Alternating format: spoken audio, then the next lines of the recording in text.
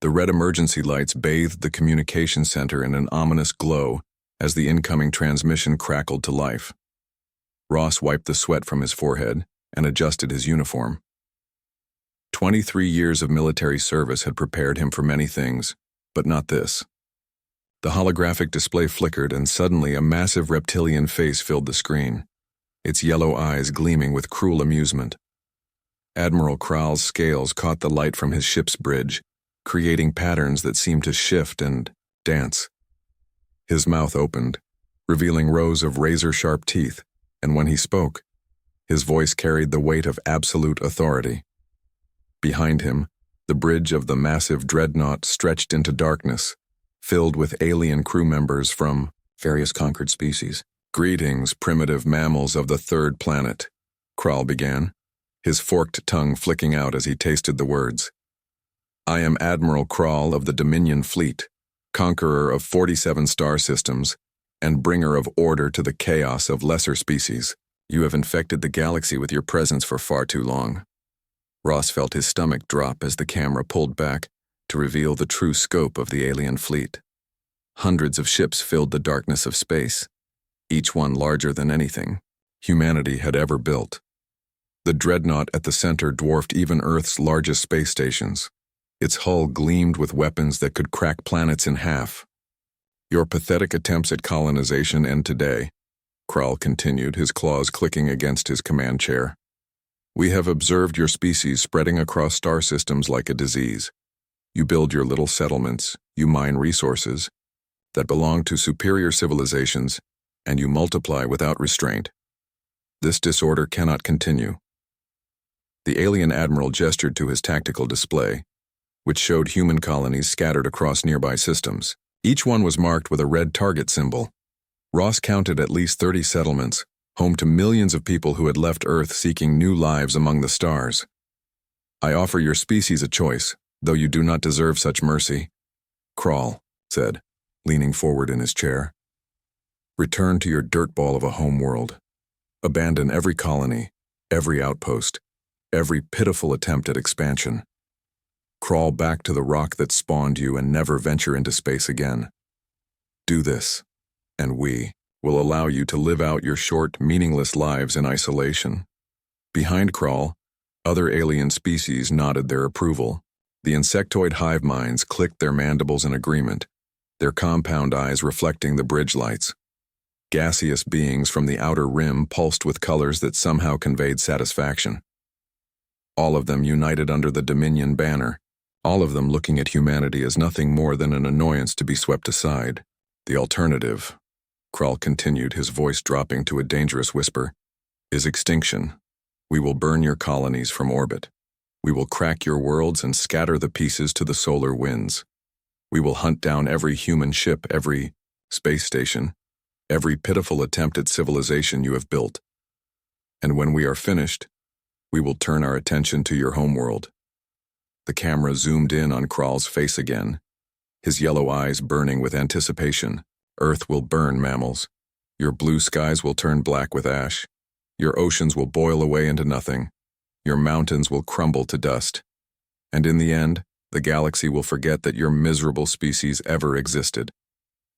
Ross's hands clenched into fists as he watched other members of the Dominion fleet cheer and roar their approval. Some banged weapons against their armor, creating a thunderous rhythm that echoed through the transmission. Others howled or shrieked in their native languages, but the message was clear. They wanted war. "You have 72 of your pathetic Earth hours to respond," Kral announced. "Surrender unconditionally or face the full might of the Dominion fleet. Choose wisely, little mammals. This is the only mercy you will receive." The transmission cut off abruptly, leaving Ross alone with the red emergency lights and the sound of his own rapid heartbeat. For a long moment he stared at the empty holographic display, trying to process what he had just witnessed. 200 ships, maybe more, each one capable of destroying entire planets. He activated his communication link with shaking fingers. "All stations, this is Captain Ross. Priority Alpha alert. Contact Admiral Sterling immediately. Get me a secure line to Earth Command and patch in all colony governors. We have a situation." The next few minutes passed in a blur of activity. Emergency protocols activated across human space. Colony ships began evacuating non-combat personnel. Defense stations powered up weapons that seemed pitifully small compared to what they had just seen. Children were loaded onto transport ships with tears in their eyes, not understanding why they had to leave their homes so suddenly. Admiral Beth Sterling's face appeared on Ross's personal communication screen 30 minutes later. The woman had steel gray hair and eyes that had seen too much war, but she remained calm despite the crisis. "I saw the transmission," Sterling said without preamble. "How long do we have?" 72 hours for a response, Ross replied. "But they could attack at any time. That fleet could be here in days, maybe weeks, depending on their drive technology." Sterling nodded slowly. "Begin Phase 7 preparations immediately. Contact all sleeper cells and black sites. Wake up every project we've been hiding for the last 50 years. It's time to show the galaxy what humanity can really do." Ross felt a spark of hope at her words. "Ma'am, with respect, we're talking about 200 ships minimum. Some of those dreadnoughts are the size of cities. Our entire active fleet is maybe 40 ships, and most of those are escort class at best." "Captain," Sterling said, her voice carrying decades of hidden knowledge, "for 50 years we've been preparing for this day. Every piece of alien technology we've recovered, every battle tactic we've studied, every captured enemy ship we've reverse-engineered. The galaxy thinks they know humanity. They're about to learn how wrong they are." The transmission ended, leaving Ross with more questions than answers. But for the first time since seeing Krall's mocking face, he felt something other than fear. Hidden across human space in asteroid bases and deep space facilities, projects that had consumed decades of resources were about to reveal themselves. The aliens wanted to see what humanity was capable of. They were about to find out. Deep in the asteroid mines of Sector 7, Dr. Alan Wright pushed his safety goggles up his forehead and examined the glowing crystal formations that lined the cavern walls. The mining operation had been his cover story for 30 years, but the real work happened in the laboratories carved deep into the asteroid's core. Here, away from prying eyes and enemy sensors, humanity's greatest scientific minds had been unraveling the secrets of alien technology. The sound of boots on metal, grating echoed through the tunnels as his assistant, Dr. Maria Santos, hurried toward him with a datapad clutched in her hands. Her face was flushed with excitement, and Wright knew immediately that she had made a breakthrough. "Alan, you need to see this," Santos said, her voice barely containing her enthusiasm. "The resonance frequency tests worked. The Dominion shields have a critical weakness, just like we theorized." Wright took the datapad and studied the readings. For decades, captured Dominion technology had been a puzzle wrapped in an enigma. Their energy shields seemed impenetrable, capable of deflecting everything from plasma cannons to nuclear missiles. But human scientists had discovered something the aliens never considered.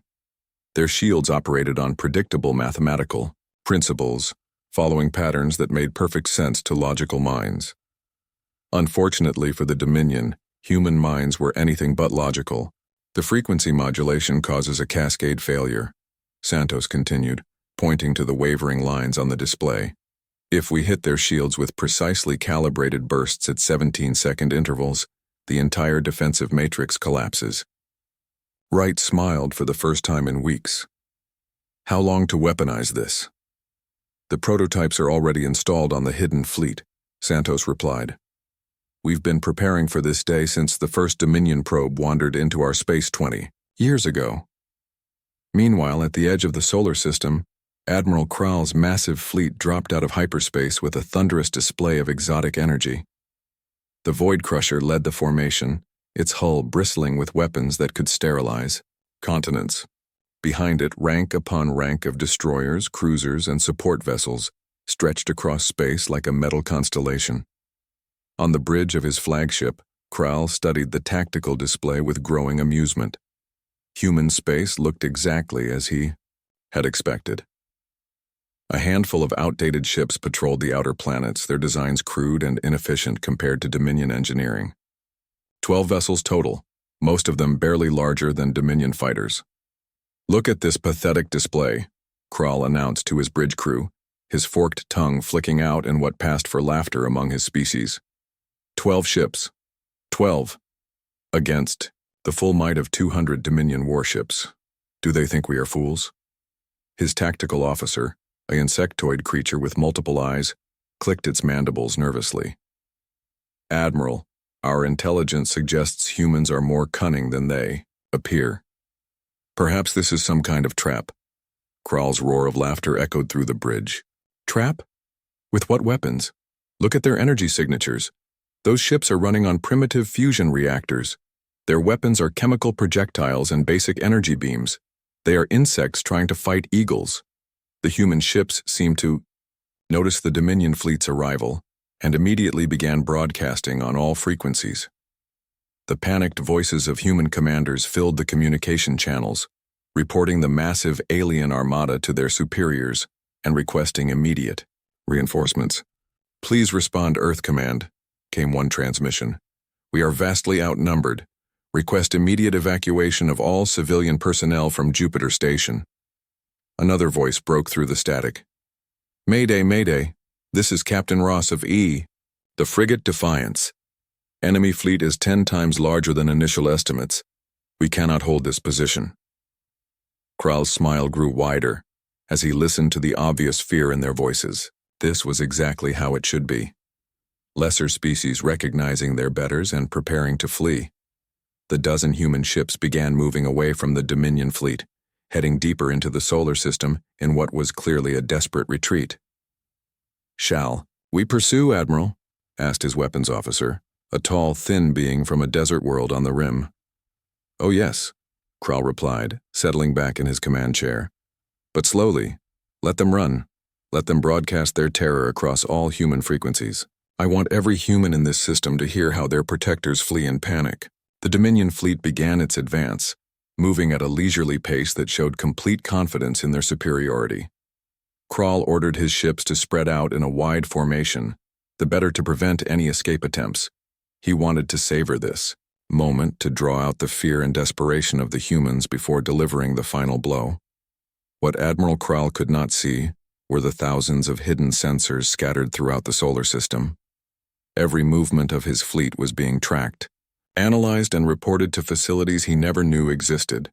In the asteroid belt, in the shadows of moons, in the depths of space itself, humanity's true defenders watched and waited. Commander Lisa Chen floated in zero gravity aboard the stealth ship Silent Thunder, her body perfectly still as she watched the enemy formation on her tactical display. Around her, the bridge crew worked in complete silence, their movements careful and precise. The ship's advanced stealth systems kept them invisible to Dominion sensors, but only if they maintained perfect discipline. Enemy fleet is taking the bait, her tactical officer whispered. They're spreading out exactly as Admiral Sterling predicted. Chen nodded slowly. 50 years of preparation had led to this moment. Every battle the humans had lost, every colony that had been destroyed, every captured ship had taught them something about their enemies. The Dominion followed predictable patterns because their minds worked in predictable ways. They were logical, efficient, and utterly convinced of their own superiority. Those traits were about to become their greatest weaknesses. Hidden throughout the solar system, thousands of human ships waited in complete silence. These were not the crude vessels the Dominion had detected, but sleek predators built with technology, reverse-engineered from dozens of alien civilizations. Their hulls were coated with materials that absorbed sensor waves. Their engines ran, cold and silent. Their crews had trained for decades for this single battle. All units report ready, came the whispered communication from Admiral Sterling's command ship. Phase 2 is go. Maintain concealment until the enemy reaches the designated coordinates. Chen felt her heart racing despite her training. Everything depended on the next few hours. If the plan failed, humanity would be scattered to the solar winds. But if it succeeded, the galaxy would learn that underestimating humans was a fatal mistake. The Dominion fleet continued its advance, spreading wider with each passing hour. Admiral Kral's laughter echoed across communication channels as he watched the human ships flee deeper into their home system. His victory was assured, his reputation secure. He had no idea that he was flying directly into the most sophisticated trap in the history of space warfare. The ancient Martian caves had been empty for millions of years before humans arrived, but now they hummed with activity. Massive fusion reactors powered manufacturing facilities that had been secretly built over 3 decades. Here, deep beneath the red planet's surface, the final components of humanity's hidden arsenal were being completed by teams of engineers who had lived their entire careers in shadow. Commander Beth Sterling stood in the main command center, watching holographic displays that showed the position of every ship in the solar system. The Dominion fleet had spread out exactly as her strategist had predicted, their formation becoming wider and more vulnerable with each passing hour. Kral's arrogance was working in humanity's favor. "Ma'am, all stealth squadrons report ready," her communications officer announced. "Hidden Fleet 1 through 20 are in position and awaiting your signal." Sterling nodded, her eyes never leaving the tactical display. 20 hidden fleets, each one larger than humanity's entire known military. For 50 years, every mining operation, every research station, every seemingly innocent civilian project had been a cover for the greatest military buildup in human history. The retreating human ships continued their apparent flight toward Mars, broadcasting panicked communications for all to hear. Captain Ross, commanding what appeared to be a desperate last stand, played his role perfectly. "Earth Command, this is Captain Ross." His voice crackled across all frequencies. "Enemy ships are gaining fast. We cannot maintain current course much longer. Requesting immediate evacuation of Mars colonies." Admiral Kral's laughter boomed through the communication channels in response. "Run faster, little mammals. Show the galaxy how your species handles real warriors. Your terror feeds my victory." What Kral could not know was that Captain Ross was no longer commanding the outdated frigate the aliens had detected. His ship, the Terra's Fury, was a masterpiece of human engineering hidden behind holographic projectors and sensor scramblers. Its fusion core burned hotter than most stars. Its weapons had been designed specifically to exploit Dominion weaknesses. Its armor was a composite of materials taken from a dozen conquered alien civilizations. In the asteroid belt, Dr. Wright's secret facility powered up weapons that had never been tested in actual combat. The frequency modulators hummed with barely contained energy, ready to turn the Dominion's greatest strength into their fatal weakness. His teams had run thousands of simulations, but theory was about to meet reality. "All frequency weapons are online," Dr. Santos reported, her hands dancing across control panels that had been built in complete secrecy. "Resonance cascade warheads are armed and ready. If this works, their shields will collapse faster than they can compensate." Wright felt the weight of decades pressing down on him. Everything humanity had learned about alien technology, every sacrifice made by captured colonists who had died getting information back to Earth, every year of secret preparation had led to this moment. On the bridge of the Silent Thunder, Commander Chen watched the enemy formation through sensors that had been designed to be undetectable by any known technology. The Dominion ships moved with the confidence of predators who believed themselves unopposed. Their formation was spread across millions of kilometers, each ship isolated and vulnerable. "Enemy fleet has reached optimal dispersal," her tactical officer reported in a whisper. "They're exactly where Admiral Sterling wants them." Chen activated her secure communication link to the hidden fleet commanders. Across the solar system, 20 different battle groups received the same message simultaneously. The trap was about to spring, but humanity's real secret weapon was not their hidden ships or their advanced technology. It was something Dr. Wright had discovered while studying captured alien brain patterns. The Dominion, like most spacefaring species, had evolved logical, sequential thought processes that made them excellent at engineering and strategy. Their brains worked like biological computers, processing information in orderly patterns that could be predicted and countered.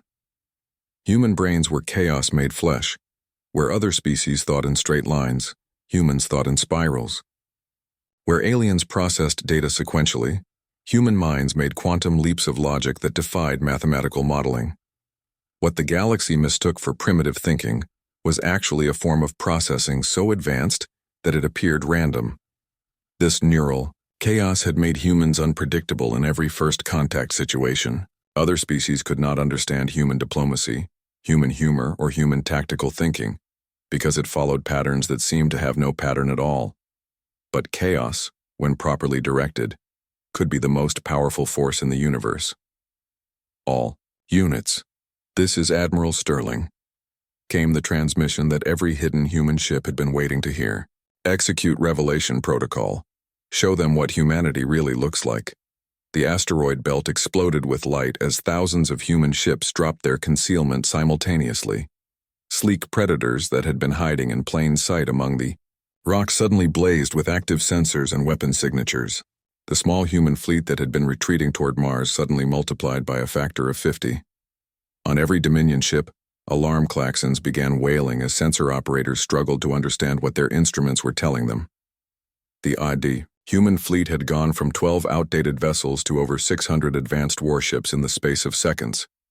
Impossible, Admiral Krall snarled, his yellow eyes wide with shock. Our sensors would have detected that many ships. No species can hide forces of that magnitude. His tactical officers' multiple eyes were focused on displays that made no sense. Admiral, the energy signatures are unlike anything in our databases. These are not the primitive ships we observed earlier. Captain Ross's voice cut through the communication channels, no longer panicked but calm and deadly. Admiral Krall, this is Captain Ross of the Terran Defense Force. You wanted to see what humanity looks like when we stop hiding. Take a good look. The holographic projectors around Ross's ship shut down, revealing the true Terra's fury in all its lethal glory.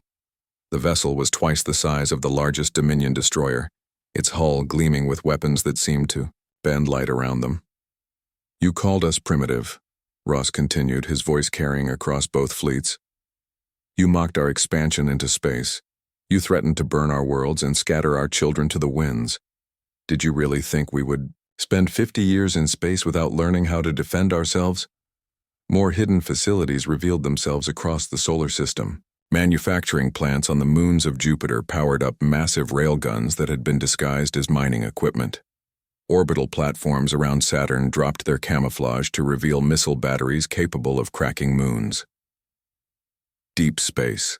Installations that had posed as research stations for decades suddenly bristled with weapons that made Dominion armaments look like toys.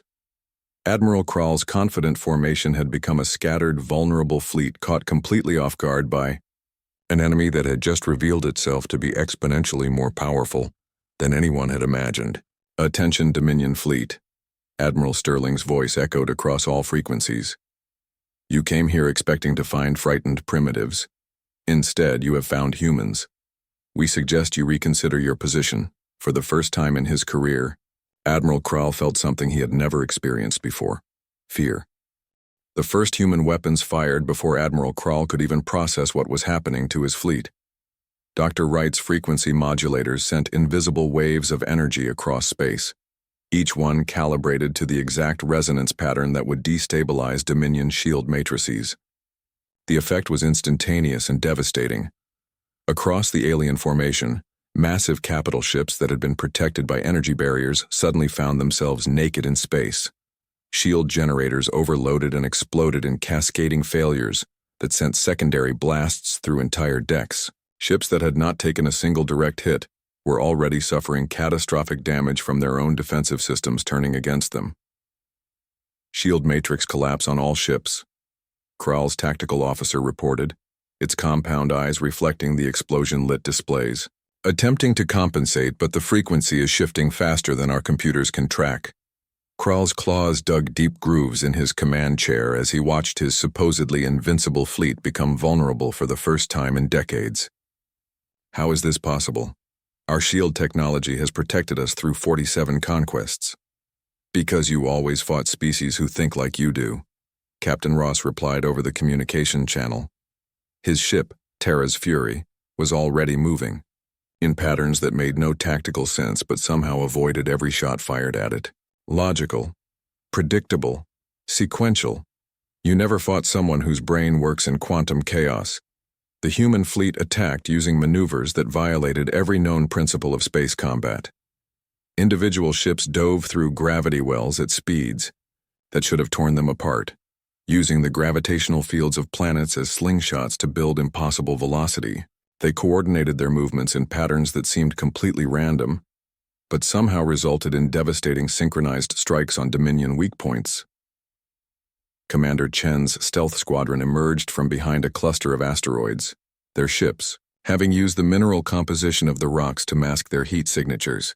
The technique was considered impossible by every known military doctrine, but human engineers had found ways to make the impossible routine. Target their command vessels first, Chen ordered her pilots. Remember, they think in hierarchies. Cut off the head and the body becomes confused. Her ships moved like a school of predatory fish, each pilot making split-second decisions that somehow coordinated perfectly with their teammates. The Dominion battle computers tried to predict their attack patterns but failed completely. How could you calculate the trajectory of someone who was making up their tactics as they went along? The Silent Thunder fired its main weapons at point-blank range into the side of a Dominion cruiser. The frequency-modulated energy beams passed through the collapsed shields and tore through armor that had been designed to stop conventional weapons. The cruiser's hull split open like an overripe fruit, spilling atmosphere and debris into the void. Direct hit on enemy cruiser designation 77 Alpha, Chen's weapons officer reported. Target is breaking apart. But the humans were not just using superior technology.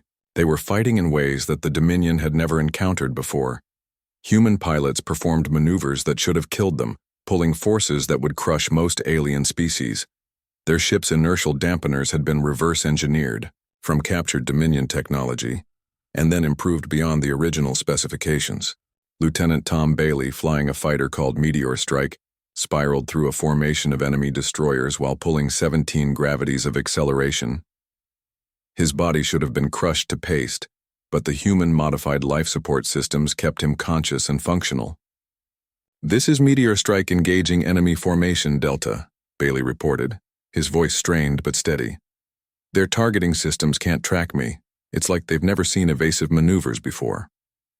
The truth was that most species flew their spacecraft like they drove ground vehicles in predictable paths that followed mathematical curves. Humans flew like they were falling through three-dimensional chaos, making course corrections that seemed to have no pattern, but somehow always ended up exactly where they needed to be.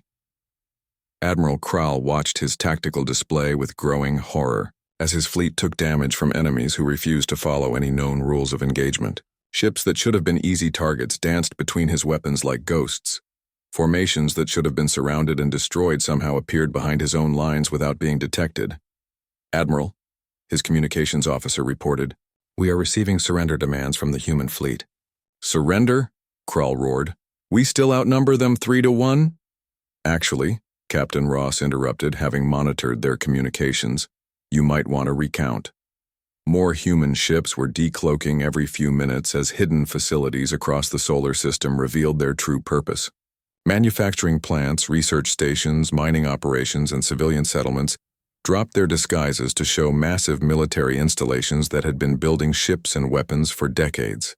The asteroid belt, which had appeared to be nothing but empty rock and mining equipment, suddenly swarmed with vessels that emerged from concealed hangar bays carved deep into the largest asteroids. Each rock had been hollowed out and converted into a hidden shipyard, protected from detection by millions of tons of natural camouflage. "Current count is 4,700 human vessels and climbing," Ross announced cheerfully. "Plus, approximately 2,000 automated defense platforms, 300 orbital weapons arrays, and about 50 installations we haven't even revealed yet. Math was never my strong subject, but I think that makes us outnumber you somewhere around 12-1. Krall felt his confidence crumbling as the true scope of humanity's deception became clear. This was not a desperate last stand by a primitive species. This was a carefully orchestrated trap that had been 50 years in the making, and his fleet had flown directly into it. "How?"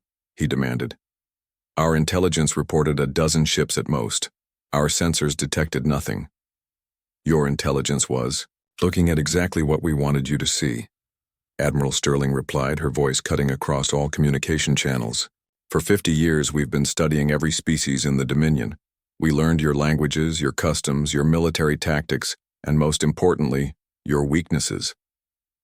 Dr. Wright's weapons were tearing through Dominion formations like hot knives through ice. The frequency modulators not only collapsed shields, but also disrupted the electromagnetic fields that held their ships' hulls together. Vessels that had survived direct nuclear strikes were coming apart from resonance weapons that attacked their molecular structure. "Your biggest weakness," Sterling continued, "is that you never expected prey to become predators. You've been conquering logical, predictable species for so long that you forgot warfare is an art, not a science. And humans, Admiral Krall, are artists." The battle raged for hours, but the outcome was no longer in doubt.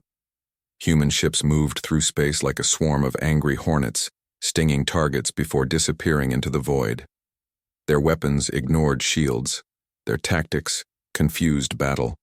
Computers and their sheer numbers had turned a simple conquest into a nightmare of attrition. Admiral Krall's mighty Void Crusher shuddered under repeated hits from weapons he did not understand. His bridge crew worked frantically at damaged consoles as system after system reported critical failures. The humans had not just prepared for this battle. They had evolved for it. The Void Crusher's hull groaned under the stress of repeated impacts as Captain Ross brought the Terra's Fury alongside the massive Dominion flagship. What had once been the most feared dreadnought in the galaxy was now a dying giant, its weapons, dark and its armor cracked open in dozens of places. On the bridge of his crippled ship, Admiral Krall struggled to understand how everything had gone so catastrophically wrong. His tactical displays showed the remnants of his once mighty fleet scattered across the solar system, burning wrecks drifting among the asteroids. Of the 200 ships he had brought to crush humanity, less than 30 remained combat effective. "Damage. Report," Krall demanded, though he could already see the answer painted across his bridge in sparks and smoke. "Hull breaches on decks 7 through 15, his engineer reported, her voice shaking with disbelief. "Main weapons are offline. Engines are operating at 12% capacity. Life support is failing in 17 sections." Through the bridge, viewports, Krall could see human ships moving past his flagship like predators circling wounded prey. They no longer looked like the crude, primitive vessels his intelligence had described. These were sleek instruments of war that seemed to bend the very fabric of space around them as they moved. "Admiral," his communications officer said quietly, "incoming transmission from the human fleet commander." Admiral Sterling's face appeared on the main screen, her gray hair framing features that showed no mercy, but also no cruelty. She looked like someone who had seen too much war but still retained her humanity despite it all. Admiral Krall, she said simply, "Your fleet is broken. Your ships are dying. Your crew is suffering. I'm offering you one chance to surrender and save the lives that remain under your command." Krall's yellow eyes burned with rage and humiliation. "Never. The Dominion does not surrender to inferior species." "Then you've learned nothing from this battle," Sterling replied. "Captain Ross, would you please explain to the Admiral what he's missed?" Ross's voice came through the communication system with the patient tone of a teacher addressing a particularly slow student. "You see, Admiral, the thing about humans is that we adapt. Every colony you destroyed, every ship you captured, every human life you took taught us something about you and your technology. The Terra's Fury moved closer to the Void Crusher, its weapons trained on the alien flagship's bridge. When you conquered the mining colony at New Geneva, you captured our quantum computers. But you never realized that human quantum computers work differently than yours. Our programmers don't think in binary logic. They think in probability clouds and chaos mathematics." Krall's tactical officer looked up from his damaged console. "Admiral, their battle coordination is impossible. Each ship seems to be making independent decisions, but they work together perfectly. Our combat algorithms cannot predict their movements, because there is no pattern to predict." "That's because there is no central command structure," Ross continued. "Every human pilot out there is making tactical decisions in real time, adapting to conditions faster than your computers can process.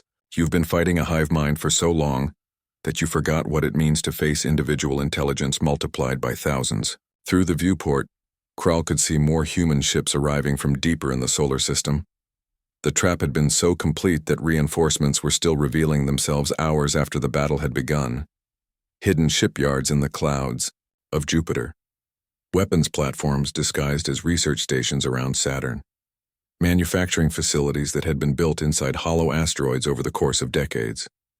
50 years, Admiral Sterling said, her voice carrying the weight of half a century of preparation. 50 years of watching your species conquer and destroy. 50 years of studying your tactics, your technology, your weaknesses.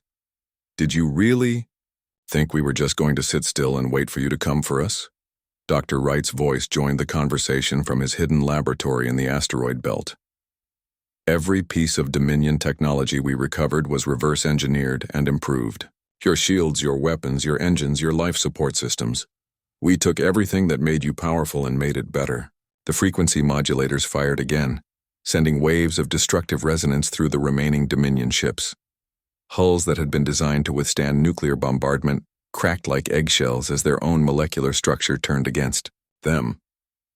But the real secret, Dr. Wright continued, was understanding how your minds work. Logical, sequential, predictable, perfect for building civilizations, terrible for adapting to chaos. Human minds work in quantum superposition. We can hold multiple contradictory ideas simultaneously and somehow make them all work together. Commander Chen's stealth squadron had finished mopping up the scattered Dominion destroyers and was now moving to surround the few remaining capital ships. Her vessels appeared and disappeared like ghosts, striking from impossible angles before vanishing back into the void. Every species you've conquered thought like you do, Chen reported over the general communication frequency. They built their defenses based on logical assumptions about how wars are fought. They never imagined an enemy who would hide an entire fleet inside asteroids, or who would spend decades pretending to be weak while building the most advanced military force in the galaxy. Kral felt something he had never experienced in his long military career. Not just defeat, but the crushing realization that he had been outclassed from the very beginning. Every piece of intelligence his scouts had gathered had been carefully crafted deception. Every human colony that had seemed helpless and primitive had been part of a vast network of secret military installations. You want to know the truth? Admiral Sterling asked, her voice softening slightly. Humanity never wanted this war. We would have been happy to coexist with the Dominion, to trade and learn from each other. But you came here with threats of extinction. You promised to burn our worlds and scatter our children to the solar winds. The main weapons of the Terra's Fury charged to full power, their energy signatures lighting up every sensor display in the area. So we gave you exactly what you asked for, Captain Ross said quietly. A demonstration of what humanity looks like when you threaten our families. Kral's bridge shook as another section of his ship's hull collapsed. Emergency lights flickered and died, leaving only the glow of damaged displays to illuminate the scene. His crew looked at him with eyes that held no hope. Only the resignation of soldiers who knew their cause was lost. Admiral, his communications officer said softly, the remaining fleet commanders are requesting permission to surrender. Kral stared at the tactical display showing the scattered remains of what had once been the most powerful military force in the galaxy. Ships that had conquered star systems were now drifting hulks. Crews that had never known defeat were broadcasting surrender codes on all frequencies. How did we underestimate them so completely? He whispered, more to himself than to anyone else. Admiral Sterling heard him anyway. Because you saw our diversity as weakness instead of strength. You looked at our chaotic thinking and called it primitive instead of recognizing it as advanced. You watched us adapt to every challenge and assumed we were just lucky instead of understanding that adaptation is what we do best. Captain Ross's ship moved into position directly in front of the Void Crusher's bridge, close enough that Kral could see the human commander through the viewports. The man looked tired but determined, like someone who had carried a heavy burden for a long time and was finally ready to set it down. Every human colony you destroyed taught the survivors something new about your tactics, Ross continued.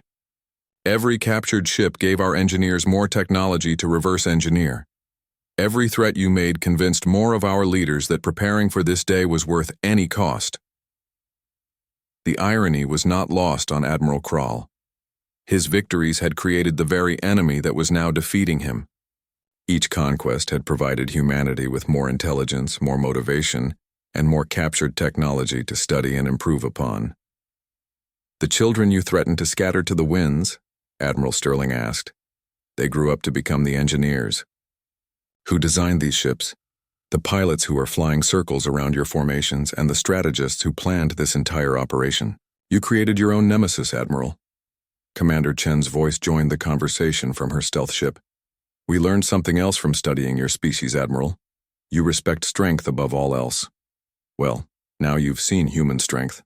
The question is whether you're wise enough to recognize it." The remaining Dominion ships began powering down their weapons one by one.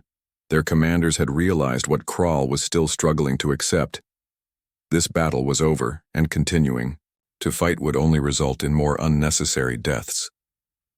"Your fleet is broken," Dr. Wright announced from his asteroid laboratory. "But your crews are still alive. Many of them can be saved if you stop this madness now." For a long moment, Admiral Krall stared out at the human fleet surrounding his flagship. Thousands of ships that had appeared from nowhere, weapons that ignored his defenses, tactics that his military computer could not comprehend.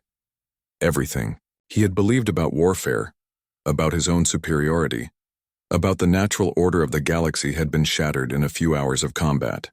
"What happens now?" he asked finally. "Now you go home," Admiral Sterling replied simply. "You tell the Dominion Council exactly what happened here. You explain that humanity is not the weak, primitive species you thought we were. You make it clear that any future aggression against human space will be met with the full force of what you've seen today." Captain Ross added, "We're not conquerors, Admiral. We don't want your territory or your resources. We just want to be left alone to live our lives and explore the galaxy in peace. But if you force us to fight, this is what that fight will look like." The communication channels filled with the voices of human commanders from across the solar system. Colony governors thanked their defenders. Children who had been evacuated to safety asked when they could go home. Families reunited with loved ones they had thought they might never see again. Admiral Krall listened to these voices and realized something that shook him more than the military defeat. These were not the communications of a warrior species drunk on victory. These were the voices of people who had fought because they had to, not because they wanted to. They had shown mercy when they could have shown cruelty, restraint when they could have shown vengeance. "You could destroy what remains of my fleet," he said quietly. "Yes," Admiral Sterling confirmed. "But we won't. Your surviving crews will be allowed to repair their ships and return to Dominion space. The dead will be treated with honor regardless of their species. This is what humanity looks like when we have a choice." The great Admiral Krall, conqueror of 47 star systems, felt tears running down his scaled cheeks as he finally understood the magnitude of his error. He had come to destroy what he thought was a weak species, and instead had discovered something far more dangerous than any warrior race. He had found a civilization that was stronger than any military force because it was held together not by conquest, but by the simple desire to protect what they loved. "This is Admiral Krall to all Dominion forces," he announced across his fleet's communication network. "Cease fire, power down all weapons. We are withdrawing from human space immediately." As his battered fleet began its long journey home, Admiral Krall composed the most difficult report of his career. The Dominion Council would need to know that humanity was not just another species to be conquered or destroyed. They were something entirely new in the galaxy, and they were not going anywhere.